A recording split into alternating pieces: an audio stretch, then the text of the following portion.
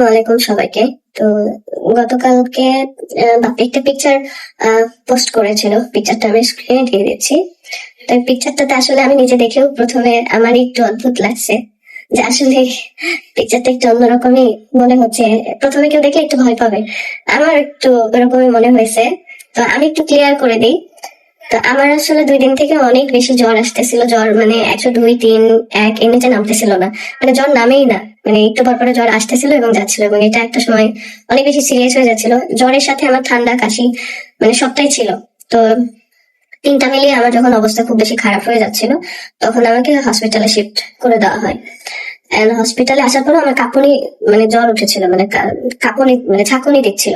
তো ওই টাইমে আমাকে কম্বল দিয়ে এভাবে মুড়িয়ে দিয়েছিল, and আমার অক্সিজেন চলতেছিল আর কি। তো এটা পোস্ট করার জন্য কোনো পিকচার তোলা হয়েছিল না, যেহেতু আপনারা জানেন যে বাইরে আছে।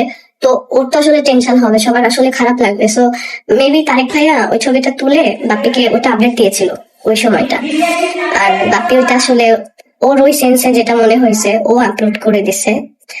এই আর কি, একটা হয়তো বা একটু মিসআন্ডারস্ট্যান্ডিং হয়েছে, বা হয়তো হয় না যে বোঝার একটুই হয়েছে। তো এটার জন্য আমি খুবই দুঃখিত। আমি এমন কোনো পোস্ট, এমন কোনো কন্টেন্ট বা এমন কোনো কিছুই আমি সোশ্যাল মিডিয়াতে দেখাই নাই, বিশেষ করে ফেক কোনো কিছু দেখাই নাই যেটাতে আমার অডিয়েন্স বিশেষ করে ভুল বোঝে বা তারা আসলে বিভ্রান্ত হয়। যদি এরকম কোনো পোস্ট দেখে থাকেন তাহলে অবশ্যই সেটা ফেক আইডি গুলো থেকে। সো এই প্রথমবার একটা পিকচার আপলোড হয়েছে যেটাতে হয়তো বা আপনাদের অনেকেই আছে খারাপ লাগতে পারে, এটার জন্য আমি খুবই দুঃখিত। আর ওইটা আসলে আমার মানে অনেক বেশি কাঁপুনি জ্বর আসতেছিল দেখে আমাকে ফুল কাভার করে দিতে হয়েছিল আসলে, এটার জন্য আসলে এই অবস্থা। অ্যান্ড কালকে তো সারাদিন অনেক টেস্ট হয়েছিল, টেস্টের পরে রিপোর্ট আসছিল, রিপোর্টটা আসছিল আমার টাইফয়েড, এবং টাইফয়েডে হচ্ছিল ইনফেকশন। ট্রিটমেন্ট চলতেছে, ইনশাল্লাহ হয়তো ঠিক হয়ে যাব। অনেক বেশি ফিভারের কারণে আমার শরীরটা অনেক বেশি খারাপ হয়ে গেছে এবং ডিহাইড্রেশন হয়ে গেছে। তো আমার এই ডিহাইড্রেশনের কারণে আমার দেখা যাচ্ছে যে আরো কিছু প্রবলেম আসলে এদিকে। আমার অনেক বেশি অ্যালার্জি, আমার ডাস্ট অ্যালার্জি আছে। সো আমার অ্যালার্জিটা আরো বেশি বেড়ে যাওয়ার কারণে আমার শ্বাসকষ্ট হচ্ছে। শ্বাসকষ্টের কারণে আমার এই যে গ্যাস আর অক্সিজেনটাও কন্টিনিউ নিতে হচ্ছে। আচ্ছা, এই আমার অসুখের আপডেট। সো আশা করি হয়তো আপনারা বুঝেছেন, আর কেউ ভুল বুঝবেন না। যাই হোক, অনেকেই তো অনেক মৃত্যু কামনা করলেন, অনেক কিছুই বললেন, শুনলাম। আসলে মানুষ সুখটাও সহ্য করতে পারে না, এখন দেখি মানুষের খারাপ থাকাটাও মানুষ সহ্য করতে পারে না, মৃত্যু কামনা পর্যন্ত করে। আল্লাহ মাফ করুক, সবাইকে ভালো রাখুক, সুস্থ রাখুক, সবাই বেঁচে থাকুক। মরে যেতে হবে, আজকে মরতে হবে, কাল হইলেও মরতে হবে ভাই। তবে আমি যদি নাচানাচি করে মরে যাই, আমার হিসাব আমার কাছে।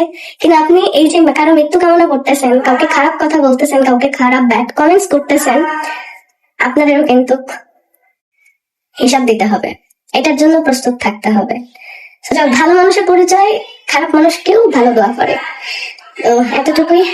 তো সবাই ভালো থাকবেন, এন্ড দোয়া চাই। যারা দোয়া করতে জানেন না তাদের কাছ থেকে কখনো চাইও নাই।